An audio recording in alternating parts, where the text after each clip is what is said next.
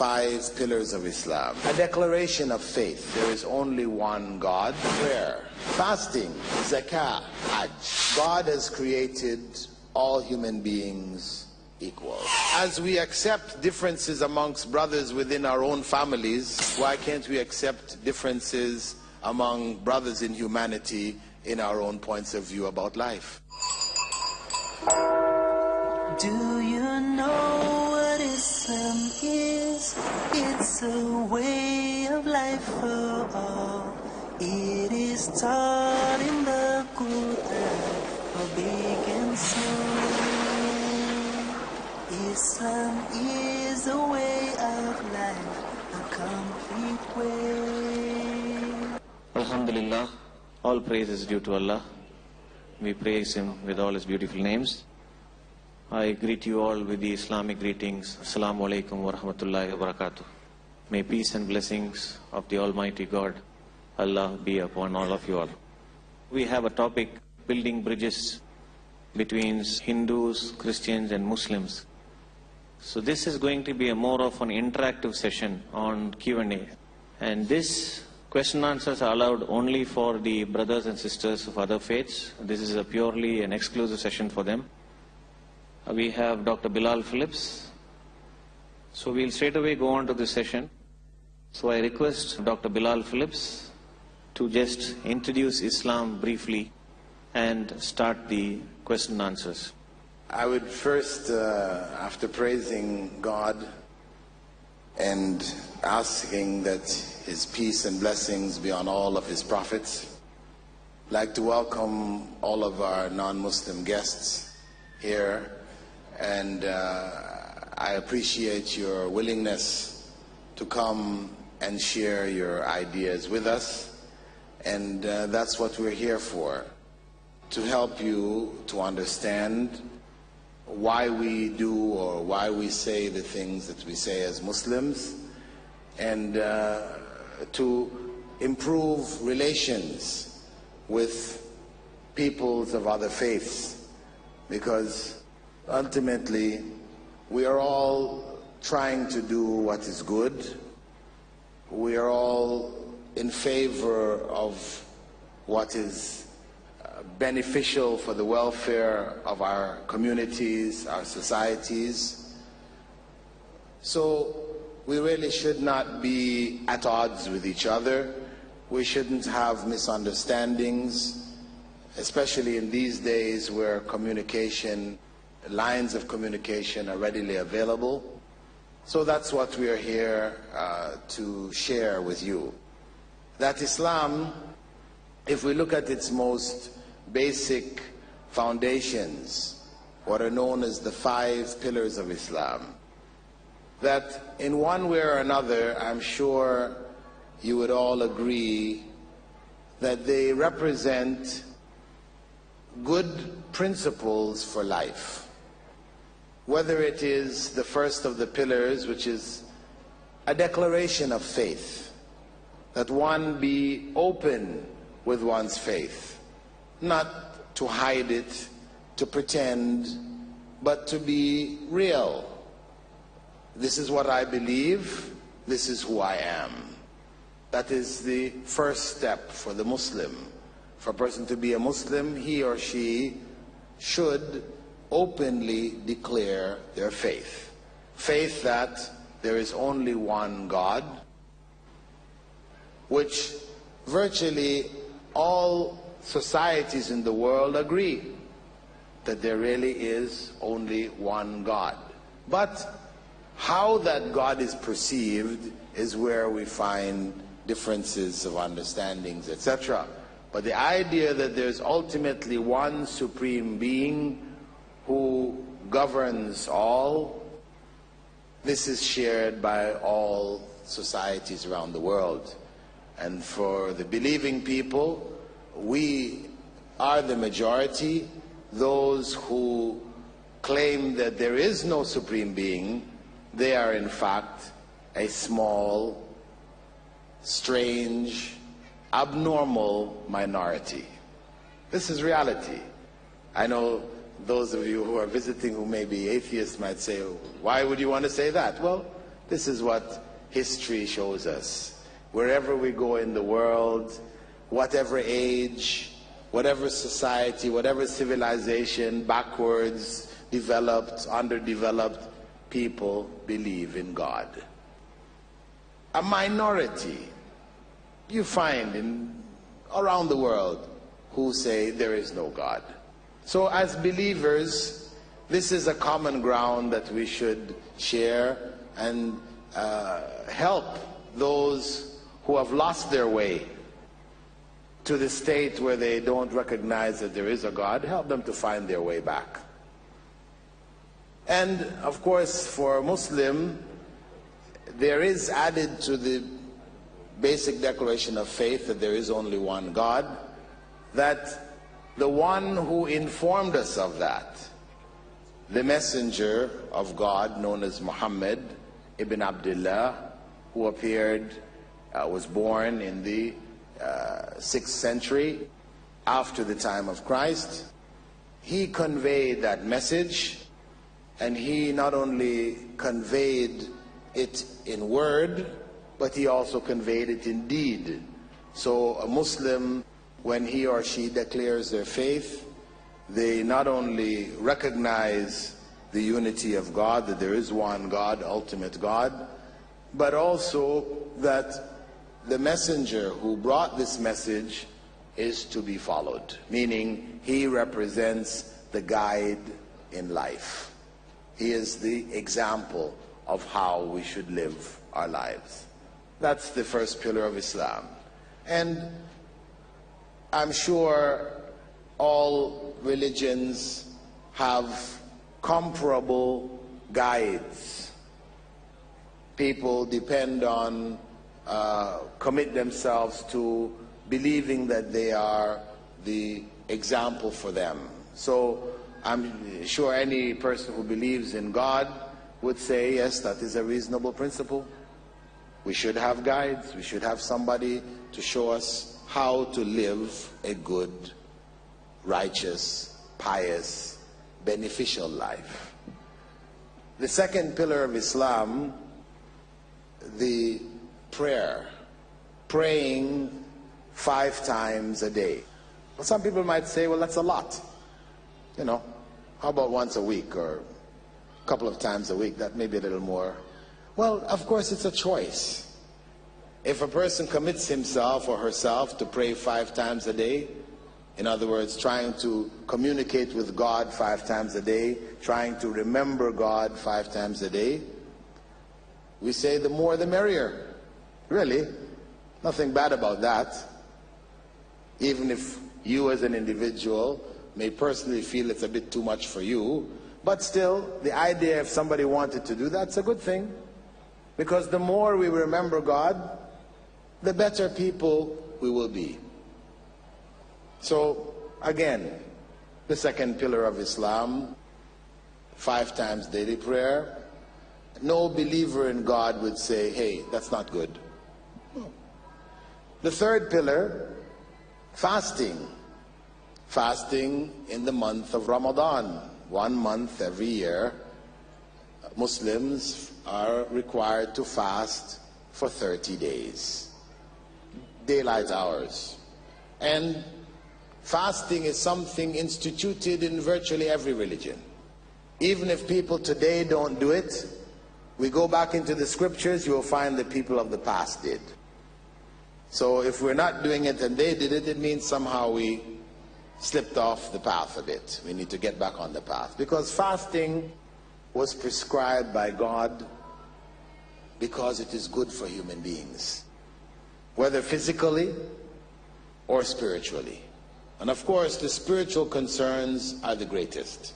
Fasting, which teaches self-restraint, control of one's basic desires, so that throughout the rest of the year, when we're not fasting, the lessons learned in fasting should be applied. And of course, all of what we're talking about here are ideal principles that people should strive for. Now, I know you might say, but I know some Muslims who fast every year and they don't seem to be very restrained. They don't manage to restrain themselves at all. Well, probably because they're not fasting as they were supposed to fast. And because there are principles and rules for fasting. There is the letter of the law. You don't eat or drink or have sexual relations between dawn and sunset. That's the letter.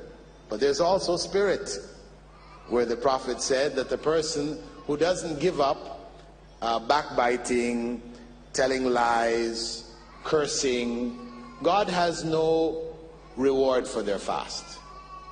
So a person may go through the physical requirements, but the spiritual requirements they're not taken care of, so naturally the fast doesn't have the required impact on the individual.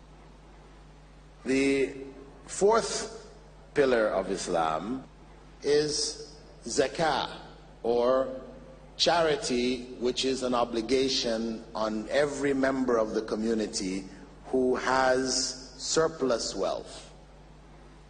Everyone who has surplus wealth above a minimum is required to give 2.5% of it to the poor. Not to the church, the temple, or the mosque, or to the imam or the priest, but to the poor. Recirculating some of our surplus with the needy members of the society and the community. And again, anyone who believes in God, even if you didn't believe in God, you would say, that's a good thing. That's beneficial. It is helpful. And the last of the pillars, the one which might be a little different, that of the pilgrimage, Hajj, the fifth pillar of Islam, where Muslims once every year gather, some 3 million strong. It is a requirement once in a lifetime for those who are able. Those who are not are required to desire it. And what it represents is a celebration of the diversity of humankind and the greatness of God. Because as a Muslim here, Muslims of India are taught that God has created all human beings equal. Doesn't matter what so-called race they belong to, caste or position in society, etc., they are really all equal and one. But the reality of it isn't experienced until a person goes to Hajj. When a person goes to Hajj, goes to Mecca, he meets there, or she meets there, people from all parts of the world. And the universality of that message of the oneness of humankind comes alive on a scale which is unimaginable, except for those who actually get there and see it. It's very difficult even to describe. But it's a celebration of that variety and of the fact that there is one God that brought them there, who created them and brought them there. And it is also many of the rites performed there, rites of worship, are focused on Prophet Abraham and his willingness to sacrifice his own son at the command of God. Muslims accept Prophet Abraham as one of the prophets of God, and we as Muslims are required to believe that God sent prophets everywhere in the world. Over 124,000 prophets. Prophets were sent everywhere. Well, of those that have remained, those that we know of, Prophet Abraham is one who is spoken about quite often in the Quran, and his sacrifice, his willingness to sacrifice his son, is commemorated in the rites of Hajj itself. So the idea of people gathering to celebrate the unity of humankind and the oneness of God and the need for human beings to be prepared to sacrifice themselves for the sake of God, meaning for the sake of what is good and what is right. We should be prepared to sacrifice anything which God has given us, because whatever we have belongs to God. Then again, even though the practice of pilgrimage may not be found in some religions, the concept itself is, again, a universal concept. So the basic pillars of Islam are pillars which are universally recognized, universally accepted, and that is what we have come to share here with you this afternoon. We'd like to share it with you, and any misunderstandings or anything which is not clear of these pillars or our practices, we are here to clarify them for you. And with that, I think now we will turn over the floor to you to share any issues or any points that you'd like clarified. And please do not feel shy. Know that whatever you say, we will take it in the spirit of understanding and attempt to get a clear understanding, a better understanding, and not one that you're trying to attack us or one that you're trying to hurt our feelings. So don't be shy to ask any question. Don't feel that any question is too embarrassing or whatever. This is our welcome to you to share with us anything you have. Thank you very much for being here, and we hope that you will share. Please. My name is Professor Selvarajan from Madras University. I received invitation from you. Thank you, sir. Yeah, he has given a beautiful account of the 5 pillars of the Islam. And because your Islam is in a different language, many people are not aware of it. Now I had a very good perception of what Islam and 5 pillars. Sir, our President Abdul Kalam has been telling that we must have a vision of universal brotherhood and a global family. I think you must have heard of our President Abdul Kalam. But when we go to airport or when we get into flight, we are always suspecting everyone and searching all suitcases, everything. Life is full of tension. When do you think this global family would come up? Thank you. Well, I think that the global family will only come when we are able to understand each other on the most basic levels. If we are unable to understand each other, if there are tensions amongst us between ourselves and our neighbors, our communities from state to state or whatever, we have not established that communication, those open lines of communication on the most basic levels, then we cannot expect it to appear on the higher levels.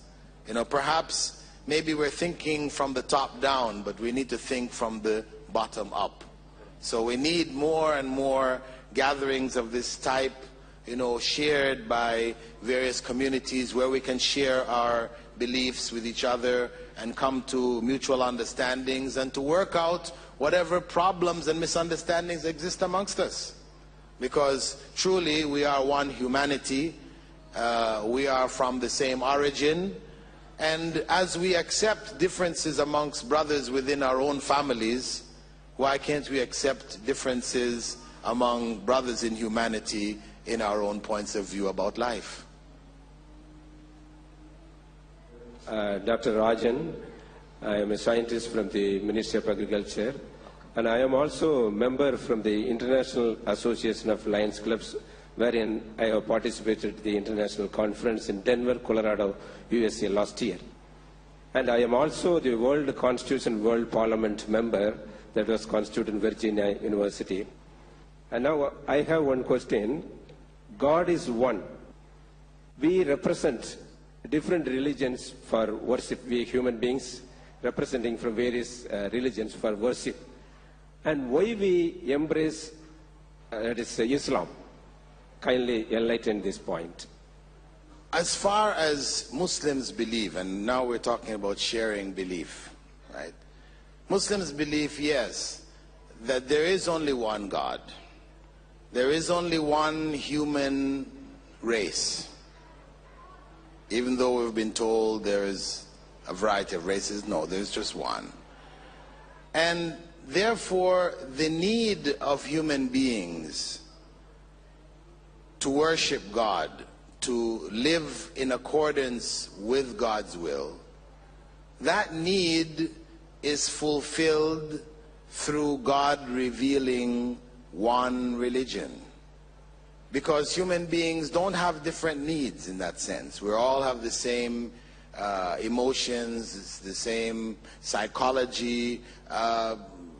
Our organization of societies may differ because of technology and things, but basically it's the same. We have a family structure, we have communities, we have states, wherever you go.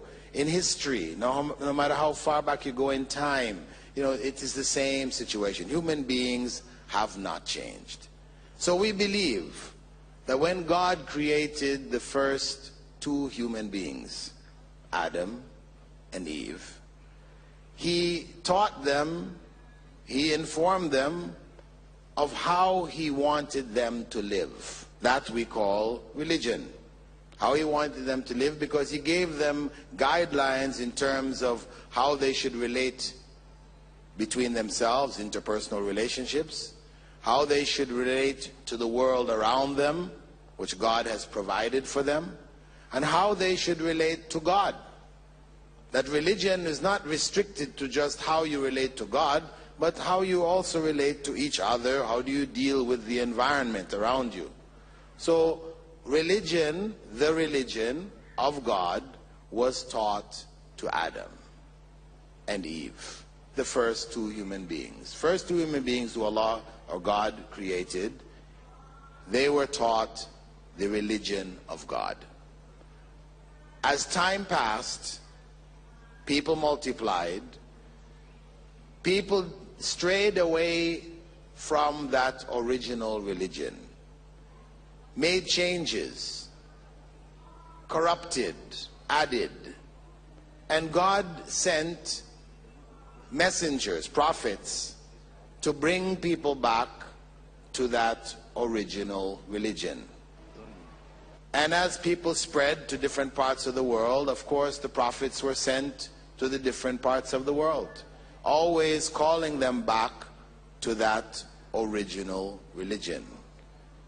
Islam holds, as Muslims claim, that that original religion was Islam.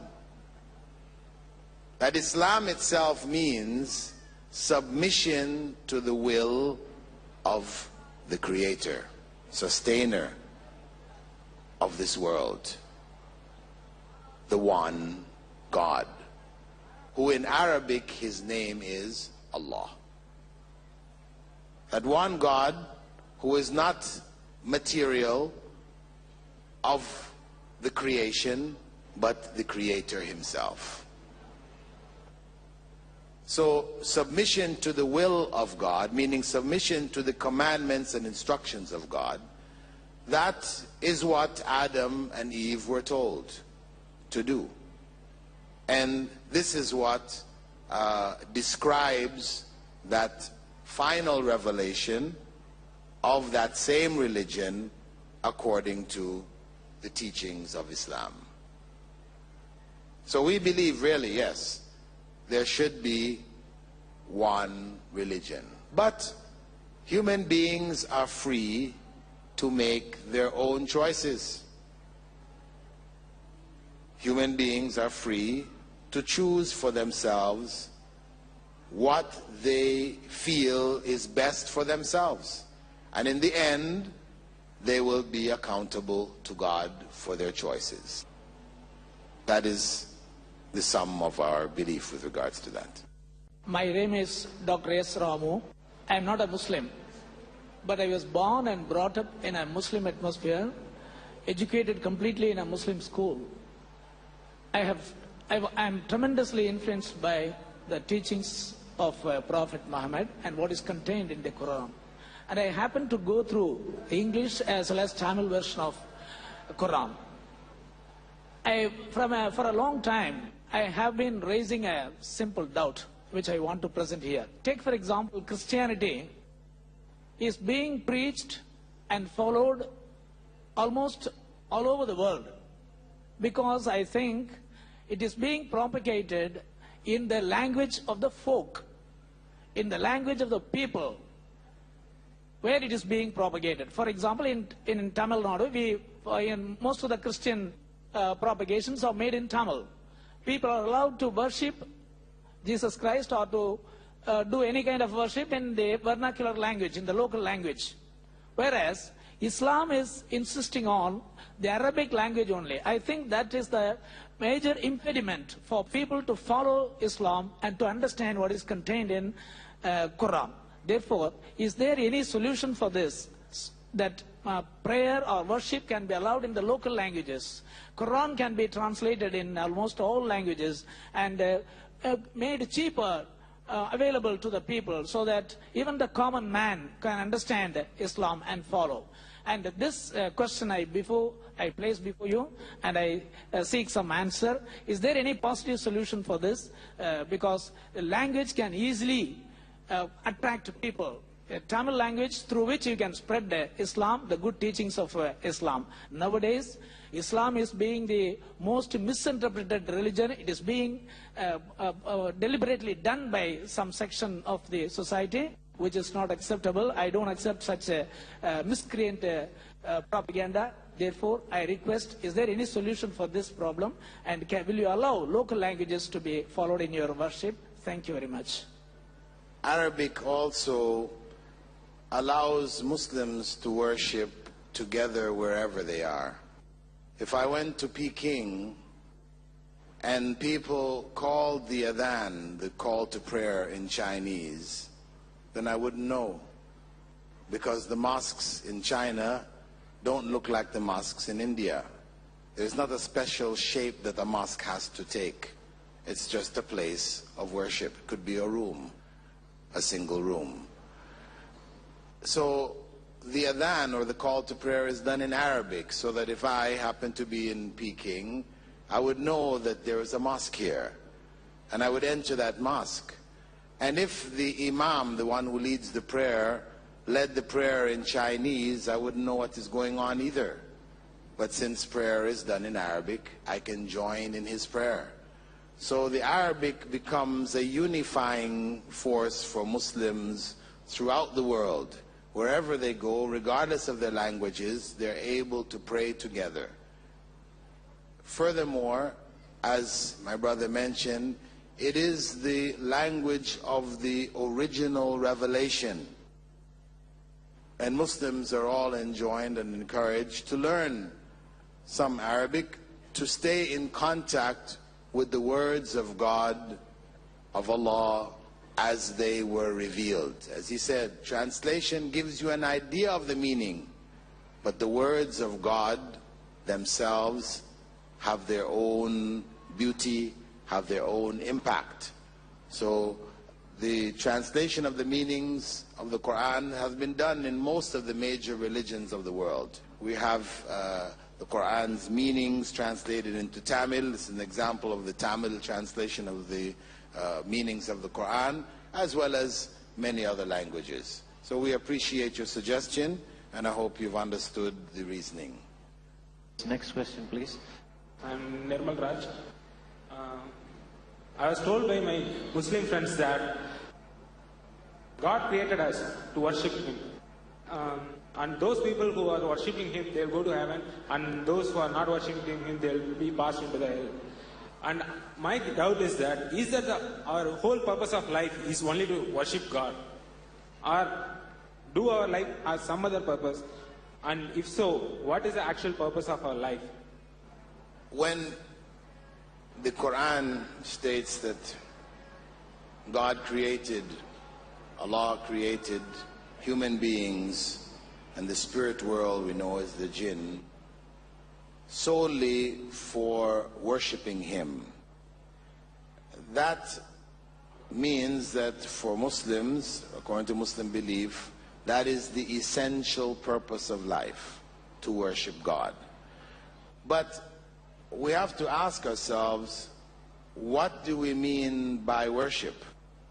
See, if we think of worship as merely calling on God and asking Him when we have a need, then that is not what is meant by the statement that we were created to worship God. What is meant is that we live all of our lives in accordance with His will. In doing so, we are worshiping. So worship includes all aspects of life, from the time you get up in the morning, how you function, how you clean yourself, how you deal with your family, how you deal at work, in all aspects of your life, till you go to bed at night, when you go back to sleep, all of that becomes worship if you do it in accordance with what God has prescribed for you.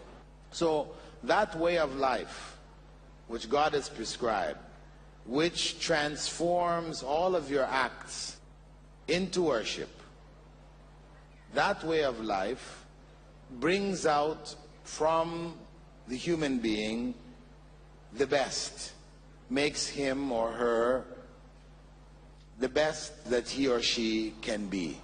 So that's the idea, that is the goal behind it. So this life being, this world being a transition world, we believe that there is a greater life to come, the everlasting life. This life is a limited life. We're born at a certain point, we die at a certain point. So this is a transitional world. The state of our world to come depends on this life. Depends on us living this life in the way which God wanted us to live the life. If we do so, we earn the better life in the life to come. If we don't, then we lose that. So worship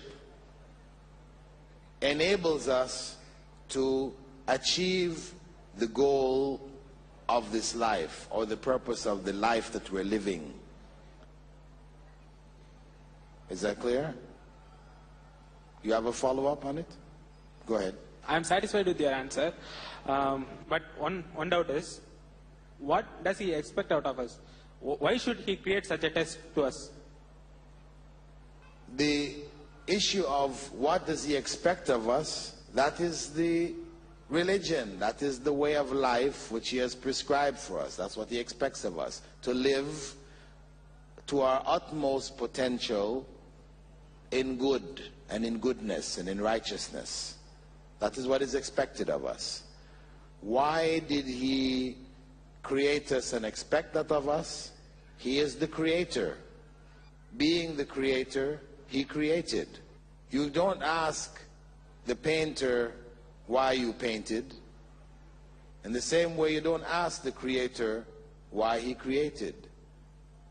There's a point of questioning where we accept, well, this is one of the attributes of the one God who rules this world. He is the creator, and He created us. He chose this life for us because it was what was best for us. Those who follow His instructions and do what is required, then this life becomes, in fact, best for us. Those who follow a life of their own choice, enjoy here, disregard the instructions of God, then this life will be a source of torment for us in the next. My name is Ambalavanan. Throughout my life, my observation of all the religions, this is my perception. I am not casting any aspirations. The meaning of forgiveness and forgiveness and tolerance, is it wanting in this religion? Because the way in which you have put the invitation, the aftermath of the September 11th incident, the Islam's tolerance and Islam's forgiveness principle need much more explanation or much more level of tolerance. Because I find that Islam, it's only my perception, it's not my view, doesn't have that much of tolerance and forgiveness as other religions. Please. I would suggest that you read the life of the Prophet to see where tolerance and forgiveness is expressed, as the originator of the final message of Islam, to see how it is expressed there. And if you read also the Quran, you will find tolerance and forgiveness and mercy expressed throughout it. In fact, each chapter of the Quran is begun with the phrase Bismillahir Rahmanir Rahim, in the name of Allah, the Beneficent, the Most Merciful. So that is the teaching of Islam. If you find some Muslims intolerant, and I won't deny that they may not have been, and they're not around today too, that is their individual practices or ignorance or whatever, emotionality or whatever. But that is not the teaching of Islam. If we consider, for example, the greatest example, one of the big examples from the life of the Prophet, that when he was driven out of Mecca with his followers, and followers were murdered, their wealth taken, eventually after some 10 years, he came back and reconquered Mecca without a fight. Mecca surrendered. And the people of Mecca were wondering what is going to happen to us, because how we treated you previously, we killed you and did all these different things to you. Then they were expecting what they normally do when they capture an area is they kill everybody. They slaughter them, they take their women and wealth, and this is what they were doing. So they asked him, what are you going to do to us? You are one of us. Are you going to be merciful to us? He said, go all of you, you are free. Go all of you, you are free. That was his magnanimity. That was his generosity. That was his kindness. That was his tolerance. And that is the example throughout actually Muslim history. If we look at the great points, we look at the difference between when Salahuddin, if you're looking at conquering, for example, when Salahuddin conquered Palestine. Palestine had been conquered by the Crusaders 100 years before. And when they came in, according to Crusader history, they massacred all of the inhabitants. Their horses marched in the streets with blood up to the ankles of the horses. They massacred not only the Muslims, but the Jews who were there, as well as the Christians who didn't follow their own brand of Christianity. And when Salahuddin conquered Jerusalem, he spared everyone. He spared everyone. No life was taken. And that was in keeping with the example of the Prophet. Before him, Omar, the second caliph, took Jerusalem. And he did the same. So there was an example set by the Prophet.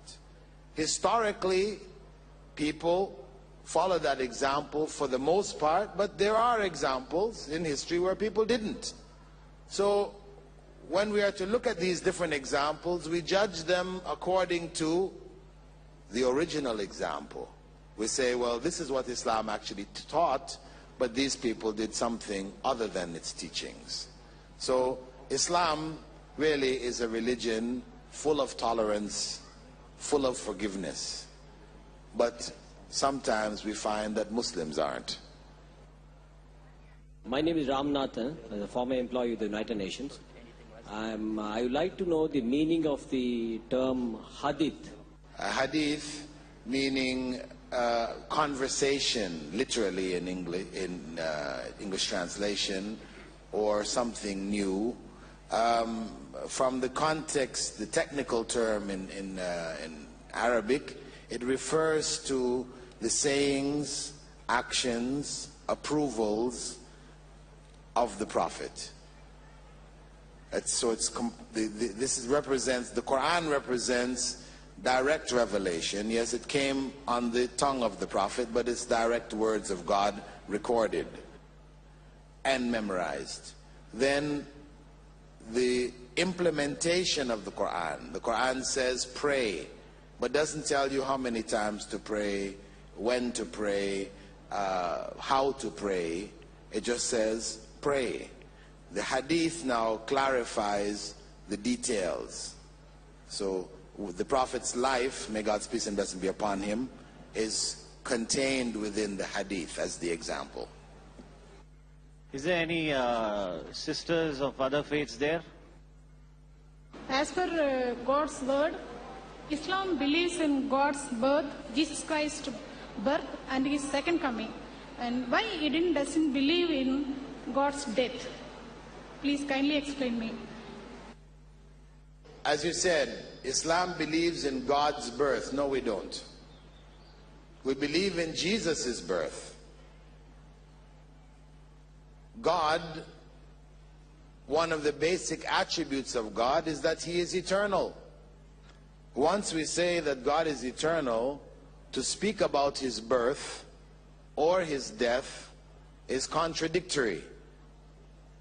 He is without beginning, without end. Everything else of his creation has a beginning and has an end. So we don't speak of God's birth, nor do we speak of God's death. We speak of Jesus' birth, and we do not believe that Jesus was God. Jesus, we believe, was a prophet of God. We do believe he was born of a virgin, that Mary was not married. In Islamic tradition, in the Quran, you will not find any mention of marriage there at all. So we do believe in the virgin birth. But the virgin birth was still, by the will of God, an act of creation of God, not proof that Jesus was God, because we believe Eve was born without a mother. So if Jesus was God because he was born without a father, then what do we say of Eve? Furthermore, Adam was born or came into being without father and mother. So what do we say of Adam? So we look at Jesus' birth, though miraculous, as being a part of the four modes of creation. God may create us without a father and mother, or with father and mother, or without a father, or without a mother. These are the four possibilities. Yes. One of the most confusing words which we have in Islam is jihad. I would like to know the real meaning and the purpose of jihad. Jihad, Arabic word, means to struggle, to strive, to do something good, to overcome something evil. The Prophet said, may God's peace and blessings be upon him, the best jihad is a perfect hajj, perfect pilgrimage. Because in going to make pilgrimage, you have to control yourself. People will step on your toes, people will, maybe you'll lose some of your provisions. You know, you will find difficulty. And people crushed together, 3 million people in one location, you can imagine. There will be people's tempers, all these things will be there. And you will be driven to want to argue or to shout or to get upset, but you're told to be calm, to be patient. The perfect hajj, which one is able to get through those 8 days without flying off the handle, you know, arguing with people next to you, shouting at somebody else, but patiently bearing whatever difficulties you find. So the Prophet said this was the best jihad. Hajj was the best jihad. So this is telling us that the term jihad, though today it is associated with picking up a gun and trying to kill somebody, this is not the original meaning of the term. Now, jihad has a variety of different levels. It may require that one picks up a gun, to defend one's life or to defend one's community where one comes under attack. Yes, this is there too. But it starts at the most basic level in the heart. On another occasion, the Prophet had said that the greater jihad is the jihad of the heart, where one struggles against the evil tendencies within the heart, because God has created us with an awareness of both good and evil. Each human being is born with that. And religion is supposed to help that good side, support the good side, help the person to make the right choices. But still, it is the individual who has to make those choices. So when that individual struggles against his or her evil tendencies, they are involved in jihad at the most basic level. And if one cannot engage in that level of jihad, then none of the other levels are true jihad. Because we do this for the sake of God, believing that this is what is pleasing to God. This is what God wants from us, that we be good people, we promote goodness, we live goodness. So on the basic level, which is required of us, if we cannot do that, then even on the highest levels where we're fighting, offering our lives up, supposedly to defend the faith or the believers or the country of the believers or whatever level it is, it will be missing that most vital component. And the Prophet had said that such a person who fights there without that vital component, in fact, will not earn the reward, will not be a true martyr, will in fact end up a loser in the next life. So jihad is the struggle against evil on all levels.